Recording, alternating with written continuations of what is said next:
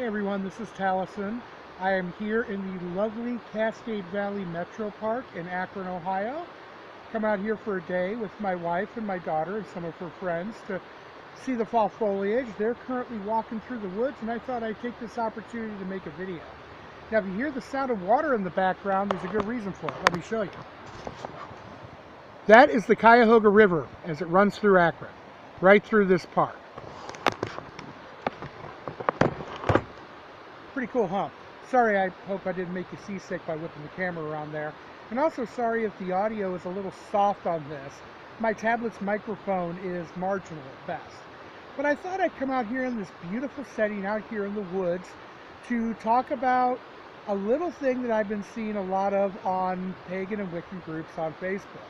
Now, I know that I probably shouldn't hang out in pagan and Wiccan groups on Facebook as much as I do because you know, I've been doing this for a long time, and running into completely new people, it's very interesting sometimes, but it can be a little frustrating other times, especially when someone asks you what's a good book to read, and you tell them your recommended reading like 20 times, and then the next day they're posting saying, hey man, what's a good book to read? But it happens. It's just the nature of the groups. And I thought I'd come in here, though, because there's something that I see a lot of in these groups that I really think there needs to be another perspective on. And that is the idea of the threefold law. I was just reading a post today where somebody has said, okay, I know that in order to be a Wiccan, you have to follow the read and believe in the threefold law. And my mind was like, well, no, you actually don't have to do either one of those things. I'll save the read for another day, but the threefold law is something that I wanted to talk about. The threefold law isn't a thing in Wicca. It really isn't. It wasn't originally part of Wicca. People only started talking about it well after Gerald Gardner died. As a matter of fact, it's kind of a misreading of something that came out of one of Gerald Gardner's novels.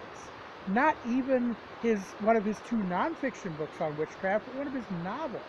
Now, in High Magic's Aid, which is a fictional story, he got to put some real witchcraft stuff in there, but by and large it was fictional. Just about all the magic is ceremonial magic in there. It's not really Wiccan magic.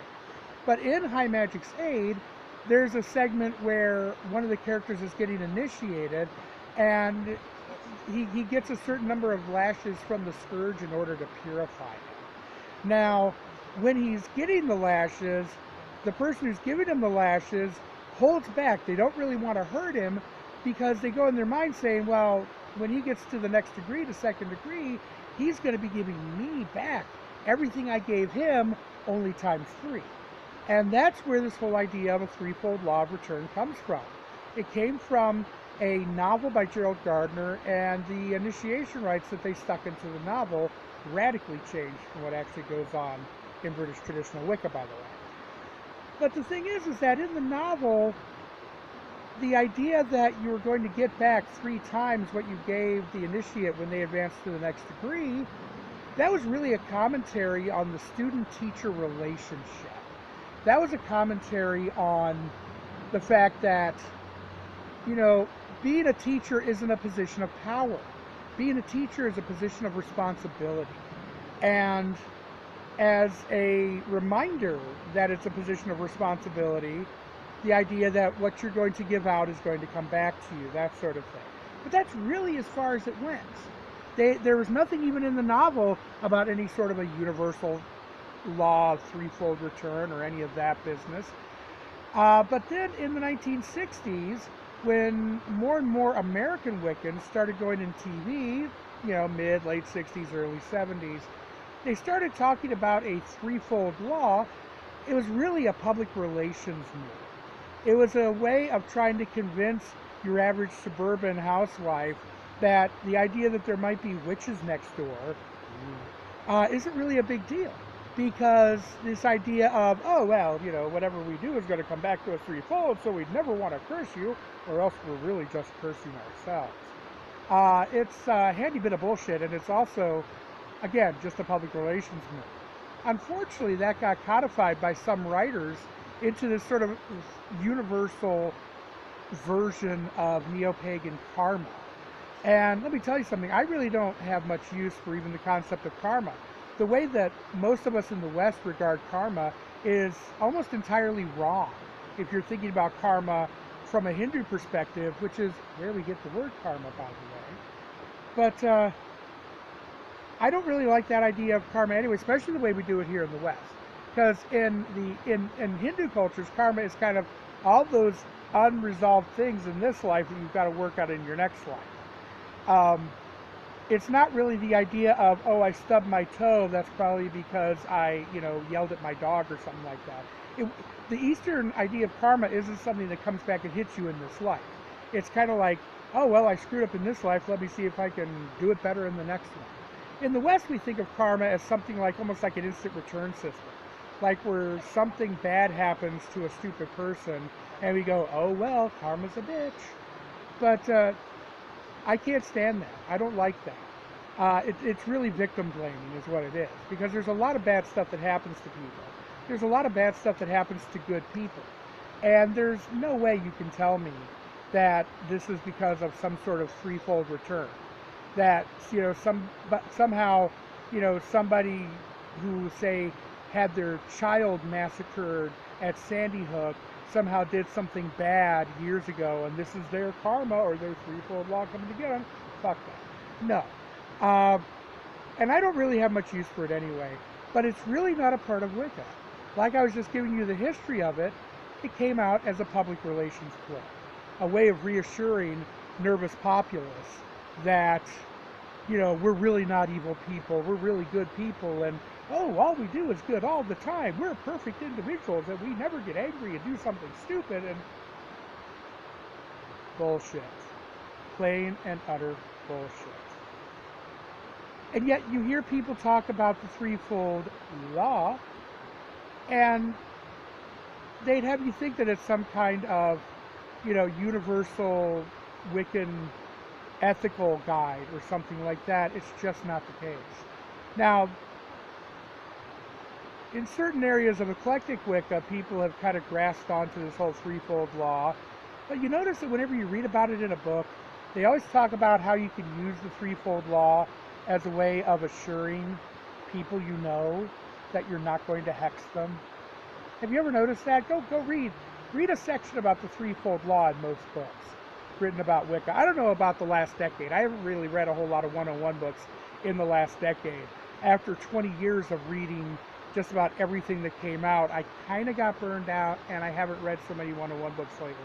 But in a lot of the ones published, between 30 years ago and up until about 10 years ago, whenever they talk about the threefold law, they'd say, see, that's just proof that Wiccans don't, do, evil magic or something like that, because it would come back on us 3 times. And it's one thing if you want to use something like that as a way of assuring your parents that you're not going to be conjuring demons in your head or something like that. It's one thing if you use that as a public relations ploy. But when you get people on these Wiccan groups on the internet or forums or discussion lists or comment section of articles, and they start talking about this,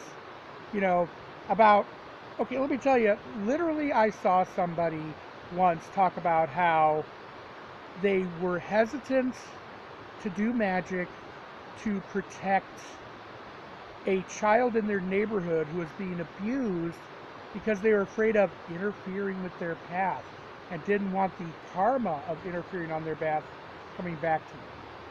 Now, personally, if I believed in something like a threefold return, I'd be way more frightened of what would happen if I didn't do anything to help a child that was being abused and something really bad happened to them, and that karma coming around and hitting me. That's what I'd be really worried about. But a lot of people use this whole idea of a threefold law of return. They do fuzzy magic because they're afraid of doing anything specific, and thus it backfiring on them. That's another thing I see on these Facebook forums a lot. People talk about how, oh, your spell can backfire on you. You better be careful. Your spell could backfire on you. Most of the time when your spell doesn't do what you want it to do, you know what happens? It just doesn't work. It doesn't do anything. It's not going to backfire on you, and it's not going to backfire on you threefold.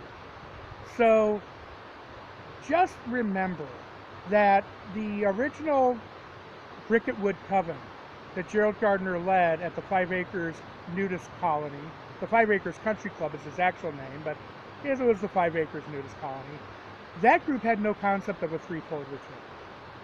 They had no idea that in a decade or so, people would start inventing this threefold law of return by misapplying something in High Magic's aid and try to turn it into some sort of basic Wiccan belief.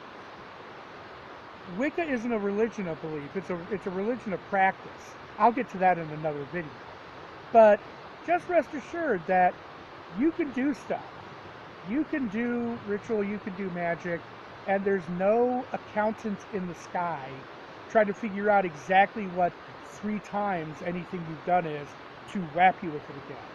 We're not that simplistic. We're a little bit more nuanced in how we approach things. My friends know I'm not going to hex them because they know, well, they're nice to me. They don't piss me off. And they don't do anything that would make me so mad that I'd actually do something like that. That's why they're my friends. But that's another matter. So I'm going to sign off now. I've rambled a little bit in this one. If you have any questions, put them in the comments below, and I'll try to answer them either in the comments or in a future video. Make sure to like the video if you really enjoyed this, and subscribe if you want to see all my other content. I'm going to do videos as often as I can, and post them regularly. So, merry part, and merry meet again.